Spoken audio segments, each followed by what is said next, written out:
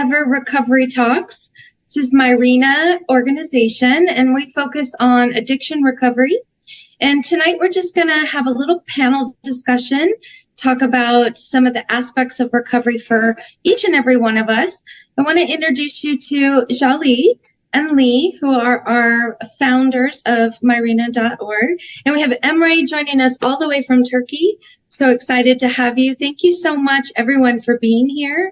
I think we're going to talk about a few different topics this evening, but we'll kind of see how everything rolls out. And just a quick reminder, if you are curious about Myrina.org or you have any questions, would like to reach out to us, all of our ways to contact us, email addresses, our website address, and social media accounts will be in the description below. My name is Mara. I am the outreach coordinator from Myrina Foundation, and we're just so happy to have you. So let's get right into it. How's everybody doing tonight? Whoa. How about you, Blake? Fantastic. It's a rainy day here in the Pacific Northwest. Pretty gloomy, but muddling through, having a happy Saturday. What's it like in Istanbul, Emre? It's cloudy and it's also 4:30 a.m. right now, and it's raining. Well, it's raining here too. Yeah, thank you. So I think tonight maybe we could just kind of start by talking a little bit about what each of us have struggled with in our addictions and what recovery looks like for us today. And then we'll kind of talk about some aspects of that, particularly anonymity and some of the codependency and cross addictions. I'd really like to talk about your experiences with cross addictions and what that looks like for each of you. So Jali, do you want to get started and tell us a little bit about yourself and tell us what you struggled with and where you are today? Well, it's really interesting because when I look at myself in recovery, I am mainly recovering from alcoholism, right? And it's been nearly 30 years also since I was in recovery. But while I got into recovery, after a certain period of time, like a year or so, I realized that I had other issues with addiction, like codependency, typical, I was an adult child of a dysfunctional family, things started piling up. Like I realized that I could be a food addict so easily if I don't be mindful about it, because I had the potential to eat my feelings away, right? And so being mindful of that, and then actually trying not to get there, trying not to go there, I think that was a bigger struggle than keeping sober. Because, okay, you're sober, but you don't have any coping skills, and you can't do the unhealthy coping skills because you might switch seats on the Titanic, and you're like, what the, So that was really a big struggle. But when I look at myself, I can certainly say I can just flip to anything if I let myself go there. So, yeah. Absolutely. I couldn't agree with you more. Lee, why don't you tell us a little bit about you and what you've struggled with and where you're at today? Well, so I was a lot like Jale in a couple of things. Very much a product of a very dysfunctional family.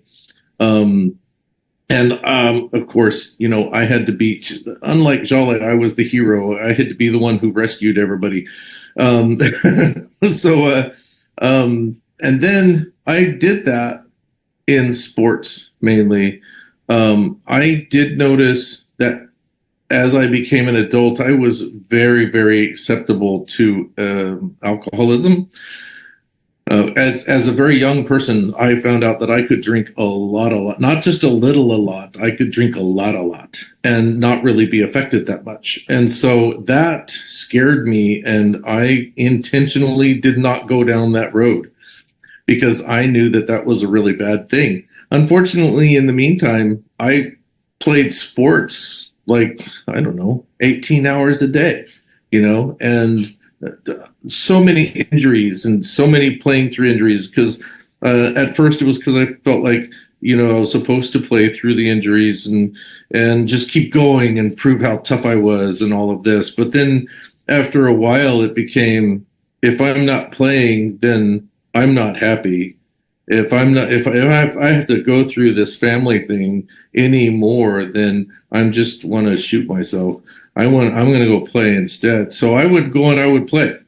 And that's like this started when I was like 9, when I tore the cartilage in my knee.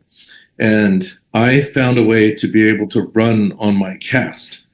And I remember the name of the doctor who put the cast on my leg, and he had to put it on like 5 times because I kept breaking it because I would not be still long enough for my leg to heal, because I just wanted to go. I just didn't want to be where I was. And so that just kind of kept going. And I played hard basketball for close to 12 hours a day for 35 years, something like that. So I didn't always look like this.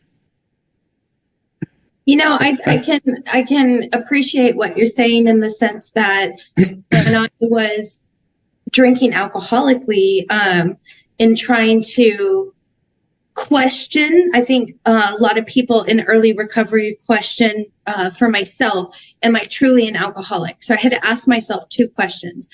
Can I stay away from the drink? Well, sure, I could stay away from the drink. I had periods of sobriety when I was pregnant, when my children were newborns, etc. But for me, when I picked up the drink, I couldn't stop, right? Until I was completely blacked out, face planted in something somewhere.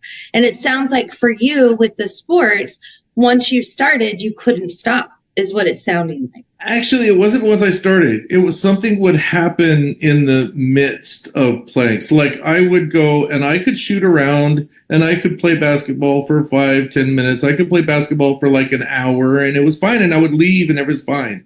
Right. But if something happened, if somebody challenged me in a certain way, and actually Jolly has seen this happen once since we've been together. And she was like, oh my God. But if somebody was to challenge me in a specific kind of a way, then that was it. It was like flip switched, and I'm different people. Like I'm not this really happy go lucky kind of I wouldn't hurt anybody kind of person. I'm going to kill you, and you're not going to like it. I'm going to make you like it. You're gonna really like it. So Uber competitive. That happened. But when Jolly saw that happen, I was 40. I was 42. You were like 44. Yeah, it was crazy. It was nuts. It was just like the light switch happened, and I didn't want it to happen. I warned against it happening. Let's have fun. Let's not nobody get hurt. And then it happened. Yeah. Emre, what about you? Tell us a little bit about yourself and what does recovery look like for you? Well, it also started with dysfunctional family, and back then when I was a kid, my go-to was sports as well. I was doing sailing, swimming, etc., and everything was going fine. And if I felt like I don't feel any kind of stress, it was better for me to take a run for, 5 kilometers or just 3 kilometers. And I was doing in a healthy way, rather than the other substances that I've been using I have used on later stages. So from one point on, it felt like the stress that I was having with everything in my life, it was not bearable. And I was feeling like I have to find something to get rid of this feeling that locks my body, my emotions, and everything. So, and we were having fun at a friend's house. So it started with a little simple joint, and it just went from there. And it probably became the center of my life for the long run. And whenever I feel a little bit of stress, even though I can even manage that stress, I didn't even try to manage it. Just I was having that weed and roll the paper and just go with it. So at first, it wasn't that all like roses and everything. It wasn't that bad, like good at first, but after that, every 3 months or something, it's become better and better for me.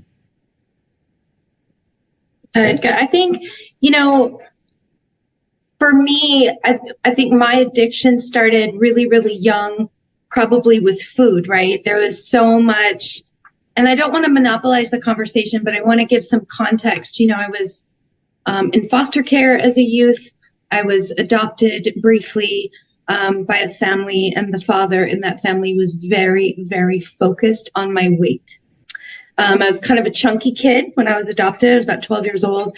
And he decided to do this My Fair Lady thing with me. And he was going to turn me into this beautiful, beautiful princess, right? So he controlled everything that I ate. He had me doing mass calisthenics and running several miles a day. And part of that was money, because he was the CFO of Nordstrom, and I was a model for Nordstrom for catalogs and runways, and he kept that money. So what that did was that planted a seed in a child in her formative years that everything was about appearance, what my body looked like, and weight. So when I was taken out of there, I was 13 years old. CPS removed me. With law enforcement, I was 72 pounds. So I had to be hospitalized and fed for a little while. But back then, there wasn't eating disorder treatment necessarily. There wasn't labels for eating disorders. And I became a compulsive overeater. And so by the time I was 40, I was about 360 pounds. Okay. And I had been drinking. I'd been drinking since I was about 10 years old, but I could put it down for periods of time. It wasn't a super huge issue. Again, it was just I didn't know when to stop. But I had weight loss surgery in my early 40s, and I could no longer use food to self-soothe. And I started drinking half a gallon of vodka a day and not eating. So again, I found myself emaciated and very, very sick. And that was in 2012 when I got sober. And for me, that first year, well, I want to say in the very beginning, I finally found a support system, one that I had never had. And I found that through AA, and it was very beneficial for me in the beginning and very helpful. And so I felt kind of riding that pink cloud, right? And then about a year goes by, and I tried to have an intimate relationship. And that didn't end well because I was extremely codependent and still very, very broken and not anywhere near ready to tackle that. So when the relationship ended, of course, I relapsed, right? Because what is my triggers is people and relationships. And it took maybe about 5 or 6 years. I had to get really comfortable in my sobriety and comfortable in knowing that I never wanted to go back where I was when I stumbled in. So then I was way more open about my sobriety with people, and I was able to freely admit. But I think that anonymity in the beginning was super important. And then for me, it just took a matter of just feeling confident and solid in my sobriety. And then realizing as the years have gone by that the stigma around addiction seems to be lifting somewhat. There doesn't seem to be condemnation for having a substance use disorder or an addiction of some sort. And so when you can kind of find your tribe and find your people, and there's that reduced judgment, I think that makes a difference in being able to be open and transparent. What about you, Jolly, about for anonymity? What did that look like for you? Well, it was really odd when you mentioned like overeating or, not eating, etc. I used to be a dancer, so from a very early age. So during puberty, because I couldn't eat to get, energy into my body, to get heat in my body, you see, and that's another thing food gives us. It gives us heat, right? Because I couldn't eat, I was not allowed to eat because of, body fat or etc. Being a dancer, being a classically trained dancer, I started drinking to find to find that calorie and that heat in my body. And I became an anorexic, not to the point that I needed to be hospitalized or anything, but I was regulating my food consumption with alcohol. Mm-hmm. And that went on for a very, very long time. When I first entered the self-help groups, the response I got was like, oh, Anonymous, we'll help you out. The response was, oh, you can't be an alcoholic, you're too young. Mm. I was the youngest person to go into the rooms 30 years ago when I was living in Turkey, in Istanbul. Nobody believed that I could be an alcoholic, even in the rooms. Like I had people literally say, you don't need to be here, and that was my biggest struggle. So I never kept it anonymous ever from the first day on that I got into recovery, because I always had this thought, I wasn't ashamed of this crap while I was drinking, putting myself in situations that no human being should put themselves into, all of the struggles and the traumas and all of the incidents that I had to go through. I wasn't ashamed of being part of those experiences. Why should I be ashamed when I'm actually doing something about it? Because I knew if I shielded, if I just went anonymous with it, that hiddenness would actually drive me towards drinking again, because it was hidden. And my brain would say, oh, maybe you can hide that you relapsed, or maybe you could hide that you're not drinking and just pretend that you're recovering, right? I mean, it wasn't a useful thing for me, being anonymous. It was more useful for me to be just open and out with it. And if people judged me, fuck it, if they wanted to point a finger, fuck it also, Like, I didn't give a crap, if that makes sense, right? So maybe for me it was a different deal than some people. But I think it depends on the culture that you live in and how that culture is actually, understands addiction. You were talking about anonymity when everything froze up. Yeah. Well, and how it really never was a thing for you. Yeah. And I kind of was thinking that I might chime in a little bit on that and say that it's the same for me, and it really wasn't a necessity for me either. I know anonymity is, for most people, it's very important in the very beginning, because there's so much shame involved with the normal person who has been hiding their use, right? they've been hiding it all along because it's actually a problem for them, and they don't want to understand. They don't want to deal with the fact that they're doing this thing they know is bad for them, and so they're pretty ashamed of it.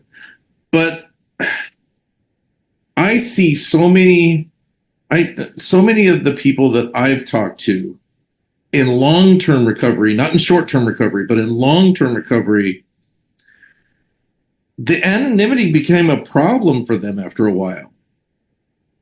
Because it's like, wait a minute, who am I actually helping? You know, I mean, the whole thing, like the A's, like the rooms, they're supposed to be helping others. That's the point, right? You go there so that you can help others. You go there so that you can be sober, but you're mainly there so that you can help somebody else. Okay? After a certain, but if you're not, but you're not really helping a whole heck of a lot of people if you're not talking about it. You know, if you're insisting on your anonymity. What do you think about that? Well, it doesn't work for me. It doesn't, because my disease hides in the in being anonymous about it. Yeah. So I never went there even from day one.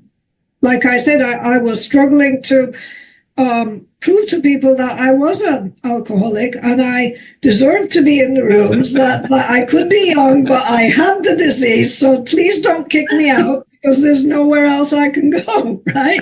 I mean, do you understand what I mean? But yeah. I think it depends on the culture that you're in and how that culture perceives addiction. And so here's the thing that I think that all of us should be making ourselves aware of, okay? And that is that the Western societies are the ones who came up with all of these ideas of how addictions and psychology and all of that works. But as a person who lived in Istanbul for 10 years, I can tell you without a shadow of a doubt that almost none of our Western psychological beliefs are terribly effective when you go outside of this culture.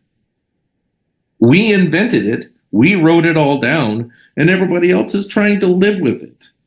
And it's very tough to. I know when we talked about anonymity earlier, we kind of talked about maybe some of the different aspects. Like for me, it was really important to keep my anonymity in my career arena. But my family was very, very aware. They knew I had a problem before I did, but they were very aware of what I was going through. But I know, like Emre, we talked before we started filming, you had a kind of a little bit of a different situation where you open, but tell me about that. Yeah, when I was using, I was openly using it, even though even my grandfather or my grandmother, like elder people also knew about, like, maybe I have to mention this before telling this story. And I'm living in Istanbul also. It's more of a traditional culture than the Western countries. So telling something that you are using a substance to your elder people, like it's something weird. So like Jale said before, so I didn't really give a crap as well. So I was just, it was like a message maybe, I don't know. And I was really open about it. And when I entered in recovery, I also kept it pretty open as well, except my in-laws. I married like 7 months ago, and I haven't still even managed to tell them about my situation, my disease, and that the reason that it always kept me behind is probably the stigma that we have mentioned before. So, I mean, all my friends knew that I'm in recovery. My wife knew that I'm in recovery. But even though I didn't tell them, but every day I feel the weight on my chest that not telling them what I'm doing, and it might get triggering from time to time. So and don't even be able to explain why I get triggered is kind of a bad feeling for me. That's another thing, because not everybody respects it when you say, oh, I'm not going to drink. No, thank you. I don't drink wine. When you go somewhere to dinner, or when you go to an event. I mean, we can't live our lives in our little recovery bubble. I mean, we have to step out of it. That's another thing I would like to actually address here. So when recovery becomes your life, it doesn't work because you are isolating yourself.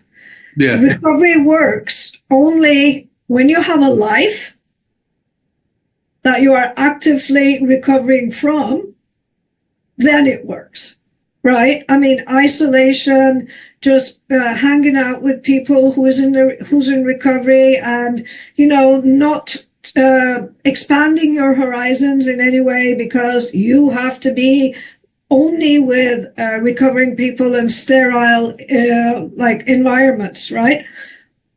I don't believe that is helpful to anyone, because we can't remain in sterile environments for the rest of our lives, right? And we can't function as normal human beings if we choose the sterile environment constantly. So if you're not out with your disease, people will insist that you eat another piece of cake, or, you have another scoop of that food, or, look, this wine is so good, or I just got this, etc. Like, this is a new beer out, or, do you understand what I mean? And in some places, weed is legal. Like, oh, what, you're not going to use that? No. Why? Because, no, it doesn't work that way. It doesn't work that way for me. I mean, it's just, it's more triggering. Like, you still need to live, right? That's how I see it. I see it as you still need to live a life, and you can't stay in the rooms for 24/7. You have to leave the room to eat. You have to leave the rooms. So you have to do it not on your own completely. I mean, but you have to do it out there on purpose, right? I mean, maybe that's one of my things that I kind of preach about, is doing things on purpose instead of just kind of accidentally doing. Like if you live your life inside the rooms, you're probably not going to use anymore because they're not there. It's not available. So if you're just spending your life inside of a place that it isn't available all the time, are you actually in recovery? Or are you just kind of white knuckling it? And I'm not using one day at a time. I'm not using. It's valuable. It really is. It's valuable in the beginning, right? But after a while, and I think this is one of the things that we need to talk about, is at what point does that really start to become an issue? At what point do you need to kind of wake up to the fact that, oh, maybe I'm not living, Yeah. I mean, like, there's these classic standards, like you shouldn't enter a relationship until you can keep a plant, until you can keep an animal alive and then a pet, paying attention to you for a while, right? And you shouldn't start with an animal until you can keep a plant alive for a year. So, those are really old standards, but there's a point to them, right? I mean, you have to live with this thing and nurture this thing instead of yourself and your addiction. Stop nurturing that and start nurturing something else, something that's going to be symbiotic instead of something that's only for yourself. But I think at the same time, and I agree with you, Lee, but I think at the same time, you have to have that self-awareness, right? Because early in my program, I did all the things. I waited a year before I attempted a relationship. I got the plant. I got the dog. I was of service. every day, and almost to the point where I became a doormat.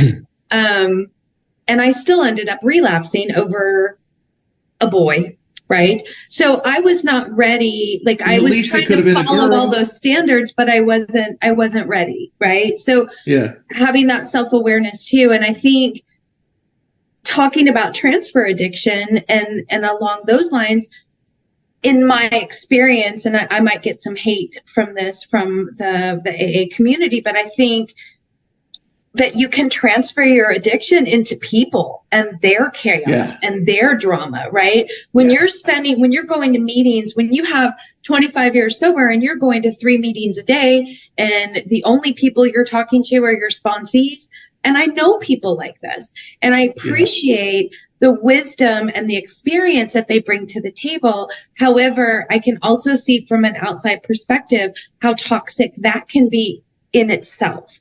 And I can say that, for me, the program was very beneficial in a lot of ways, but it was also really hurtful in a lot of ways to me. And I'll tell you why. With working the steps and all the tasks that my sponsor laid out for me, like daily check-ins, and I get that, right? The accountability, and it was helpful to have that support, but it became very daunting. And it became overwhelming. And I would feel this mass amount of guilt if I didn't do my step work, for example. But at the same time, I was trying to live. I was trying to make a living. I was trying to be a parent. I was trying to, and I was white knuckling it, right?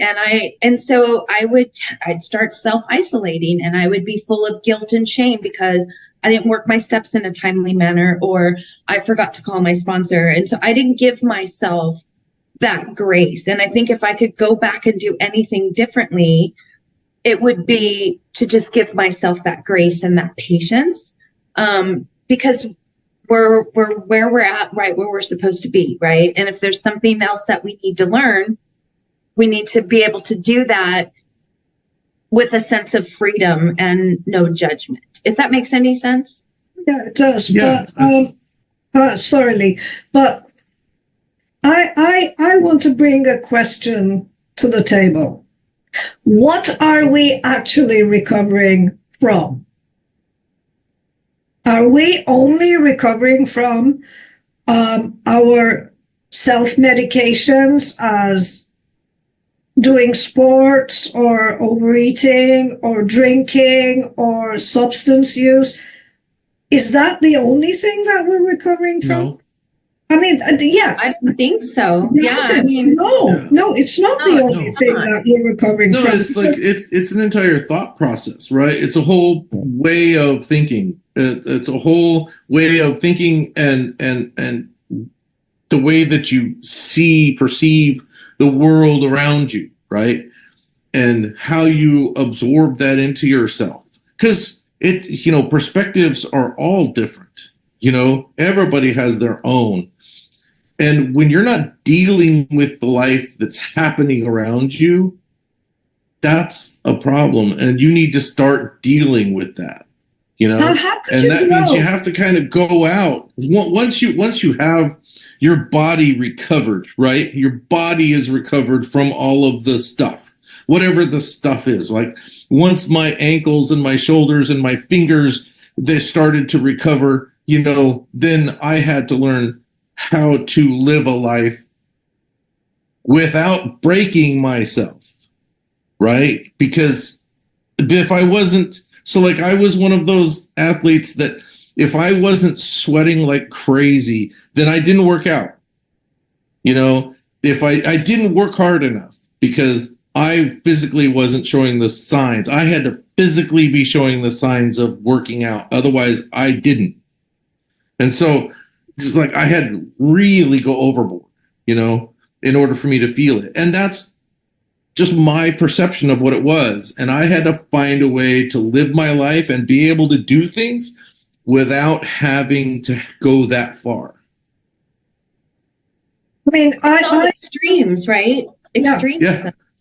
I mean, how could we grow if we're dealing with only one thing in our lives for an extended period of time? If that one thing is actually stuck in how much I drank or how my hand went to the drink or how many times I got triggered with what, yada, yada, yada. I'm pigeonholing myself into that one thing, and I'm not growing in any other areas. I don't know about you guys, but when you try to talk about your issues with relationships in a specific rooms designed for a specific thing, they just cut you off and they just say, this is a place to talk about this. Well, my issue is not this anymore, but this is my issue, and this might actually trigger the issue in this room, So sometimes have we been told that our addictive behavior or our substance of choice is just a symptom. Yeah. It's the symptom.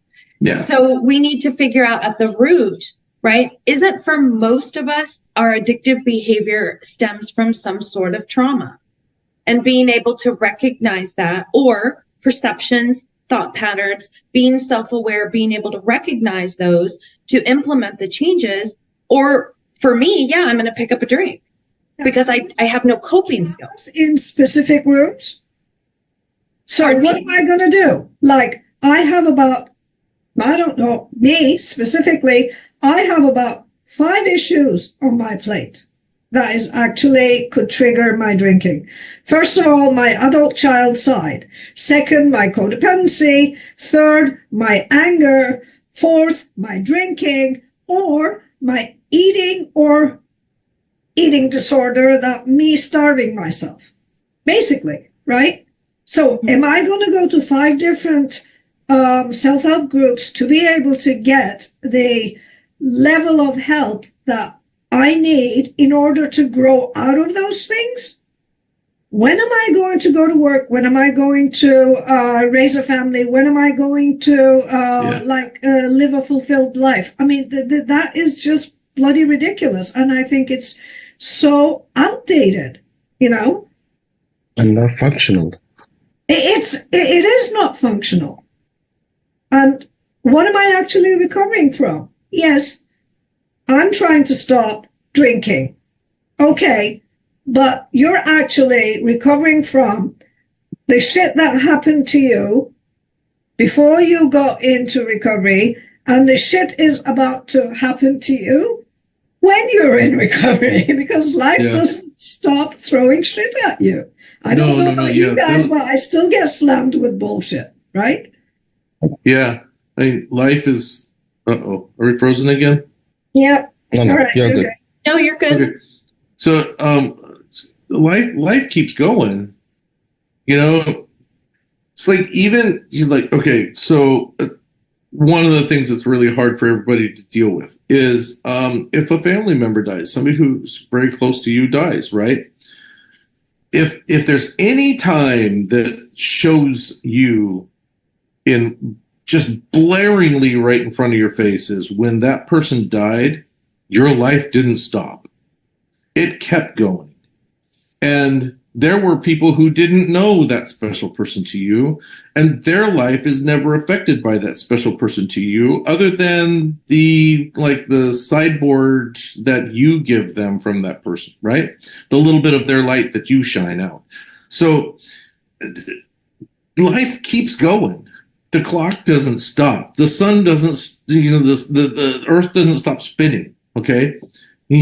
You're going to have to learn to get past that and learn to live. Otherwise, what are you going to do? What's the alternative? And I think we've talked before in the context of Myrina Foundation and what Myrina has to offer versus traditional 12-step programs and that sort of thing. And so for our audience, we have other videos out there that kind of introduces Myrina and explains our treatment modality for addictive behaviors. And I think the biggest takeaway is just that long-term learning life skills and coping mechanisms so we don't go back to that kind of knee-jerk. Like for you, that the stress or trauma or anything that comes up, that knee jerk is to go to extremes, right? With your athleticism to the point where you're hurting your body. For me, it was alcohol to the point where I was killing myself. I was not eating any food. I was drinking half a gallon of vodka a day. I had esophageal varices. It was awful. And today I still struggle with inappropriate food choices.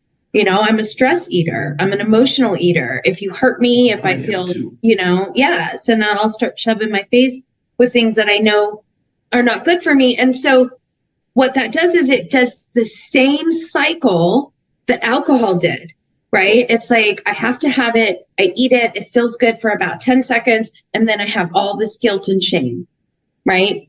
Because I did that. So it's the same process, just a different modality. Yeah, that's earlier in the show, Jolly was talking about switching the seats on the Titanic, and that's exactly what it means. It's like the Titanic is still going down. Doesn't matter what seat you're in.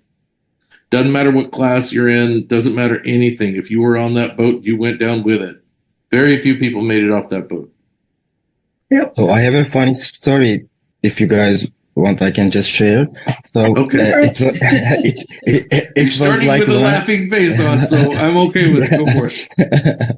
Okay, so it was like 1.5 years when I was in recovery, mainly with the weed addiction, so a substance addiction. And after that, I always thought myself as a social drinker, like alcohol. So, and one thing happened. It doesn't matter right now.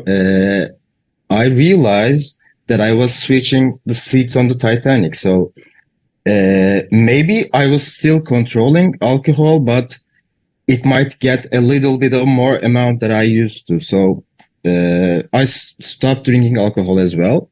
And after like 2 months later, my wedding day came, and everything was fine. We prepared everything. Everything was under control, but the last thing that I couldn't control, that the waiter was giving me when we cut the cake, the waiter gave me a bottle of champagne. And it was like 200 people in front of me, and I was on stage with my wife, and a bottle of champagne on my hand, and I was just froze. I didn't know what to do. And I was just like, popped the bottle and gave to the waiter. So, and hoping that he doesn't give me a glass of champagne. And of course he did. And later I act like I had a sip and just made a cheers movement, and just throw it away, just continue to dancing and like get over it. I love that. And so for me, I would have been like, oh, you're giving it to me? So that would have been permission. Drink the 10 bottles to go with it, right? Yep. Gosh, that's funny. Well, this has been such a wonderful conversation. Again, I want to thank my panel guests for being here, particularly Emre coming all the way from Turkey at 4:30 in the morning. Thank you so much for spending this time with us today. And again, you can find any of our information about our foundation in the description, as well as means to contact us. If you want to donate to our cause, there'll be information there as well. Again, this is the first in a series, guys, so we're going to be back with more recovery talks. We'd also love to hear from you, our lovely, beautiful audience. If you have a story you would like to share, or you have input on some of ours, please join our roundtable. Get in touch with us. Send an email. We'd love to hear from you. We have some other videos. Happy to have other people attending these recovery talks. Heck yeah. Yeah, I hope to get a full panel. USA. It's global, guys. Let's global. And I think it's going to be amazing, because we're going to talk about things like stigmas. We're going to talk about cultural appreciation in recovery and what that looks like in different areas of the world, right? And how Myrina is sensitive to that and is proactive in supporting our different cultures, because recovery looks different. and needs a different treatment modality. And so, yeah, please come join us again. If you have any questions, eventually we would like to be able to hold these panel discussions live and open up for Q&A because we really want to hear from you. So please join us for the next one. Thank you so much, and we'll see you soon.